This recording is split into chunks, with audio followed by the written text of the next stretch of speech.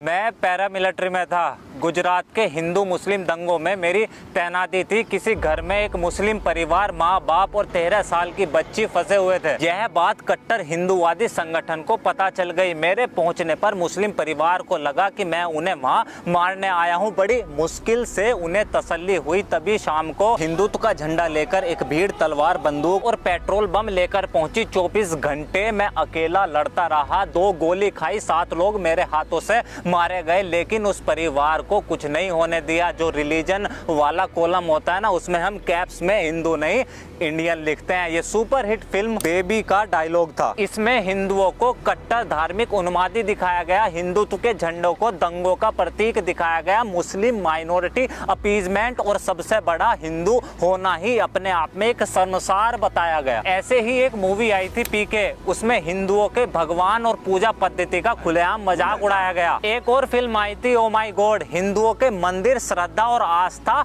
हंस रहे थे लोग। आश्रम, संत, बाबा, महात्मा मानो इनका काम ही बच्ची और औरतों का रेप करना हो। हिंदू चुप रहा, बल्कि उल्टा अपने पैसों से टिकट खरीदकर अपनी बेइज्जती को देखने गया। एक और पिक्चर थी खिलाड़ी 786। पता करना जरा कितनी FIR हुई थी। My name is Khan and I am not a terrorist. फिर मुल्क, अगर आप मेरी दाढ़ी और ओसामा बिन लादेन की दाढ़ी में फर्क नहीं कर सकते तो फिर भी मुझे हक है अपनी सुन्नत निभाने का। सब कुछ बिल्कुल सही चल रहा था। हिंदू अच्छे से इंटॉलरेंट कम्युनल बनाए जा रहे थे, लेकिन अचानक से फिर बीच में कश्मीर फाइल्स आ गई। 19 जनवरी 1990 की रात कश्मीर में हिंदुओं के साथ क्या हुआ यह जानना इतना जरूरी नहीं है, क्योंकि इस देश में घटनाएं केवल वो महत्वपूर्ण है जो माइनॉरिटी या मुस्लिम के साथ हुई हो, और इतिहास केवल उतना आवश्यक जो केवल अंग्रेजों तक सीमित हो। चुप, बिल्कुल चुप। अगर हिंदुओं के विषय में कुछ बोला, बंटवारे के बाद बड़ी मुश्किल से ये घाव भरे हैं। अगर इस देश को फिर से सच दिखाया गया, वो मजबूत भाईचारा हिल जाएगा। अमेरिका ने जापान के ऊपर परमाणु बम गिराया था और आज जापान की सुरक्षा अमेरिका करता है। जर्मनी ने ज्यूज लोगों के साथ क्या करा यह दुनिया जानती है, और आज इजराइल और जर्मनी एक अच्छे दोस्त है। जब अंग्रेज भारत से गए तो आधी आबादी का शरीर कंकाल बना हुआ था, और आज यहाँ लोग छुट्टी मनाने लंदन जाते हैं। सच बताने से नहीं, बल्कि झूठ बोलने से, बार बार झूठ बोलने से और सच छुपाने से दूरियां और नफरत पैदा होती है। और आप किसके भड़कने और भावनाओं की बात कर रहे हैं? हिंदुओं के?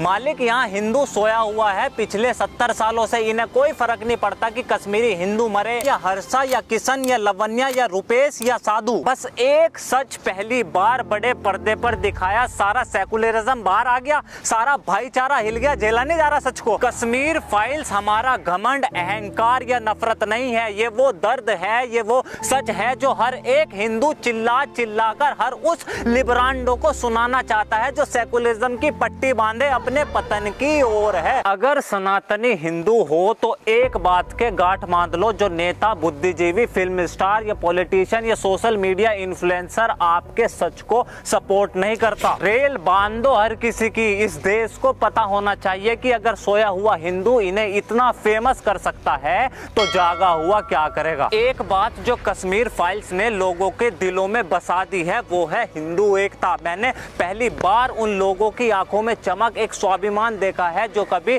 जय श्री राम बोलने में शर्माते थे, तिलक को सांप्रदायिक और भगवे को आतंकवाद समझते थे। धन्यवाद करो कि कश्मीर फाइल्स ने सच मात्र को केवल छुआ है। अगर गलती से पूरा सच दिखा देते, मास जेनोसाइड, सरकार का रोल, हुर्रियत का किरदार, मंदिरों को टूटना, बच्चियों के रेप, शरणार्थी कैंप की दुर्दशा, आप इस देश में वो क्रांति देखते कि पाकिस्तान चहेते नेता और ढबली बजाकर आजादी मांगने वाले ढूंढे नहीं दिखाई देते। एक बात जो हम हिंदुओं को कश्मीर फाइल से सीखनी है कि हमें अपने बच्चों को अपना इतिहास, अपनी कहानी बतानी होगी। अगर हम नहीं बताएंगे तो कल कोई और बताएगा, और इस दिन हमारे बच्चे हमारे मुंह पर हमें गलत, सांप्रदायिक और झूठा बताएंगे। गलीब गलीब जलीब हिंदुओं को खत्म करोगे। राम कृष्ण ब्रह्मा महेश हम महावीर से बुद्ध बने, ददीची जैसे ज्ञानी थे हम दुर्वासा से खुद बने। और नहीं बुझी अपनी ज्वाला, बुझ गए बुझाने वाले, नहीं मिटी अपनी हस्ती और मिट गए मिटाने वाले। आज के बाद बल्कि अभी से इस देश में कोई हिंदू पलायन नहीं करेगा। जो कमजोर है वो मजबूत बनेगा और जो मजबूत है वो दहाड़ेगा। और हाँ, मैं वही हिंदू हूँ जिसे आप पूछ रहे थे कि हिंदुस्तान क्या तेरे बाप का है। मैं माफ़ी चाहता हूँ फिर से लेट आने के लिए, लेकिन यकीन करें आगे बहुत कुछ और बहुत तगड़ा आने वाला है। आपका मेरे ऊपर यह विश्वास, आपकी यह सपोर्ट मैं शब्दों में धन्यवाद नहीं कर सकता, लेकिन विश्वास दिला सकता हूँ कि हिंदू जागृति की यह शंखनाद अब और जोर से गूंजने वाली है। इस मिशन को ऐसे ही जारी रख सकूँ तो प्लीज़ द टॉक शो को फाइनेंशियल सपोर्ट करें। मेरा यह काम पसंद आए तो इस चैनल को सब्सक्राइब करें और अपने आसपास किसी मंदिर में एक बार जाकर अपनी सेवा अवश्य दें। This is Alok Kumar from talk. See you next video. जय हिंद।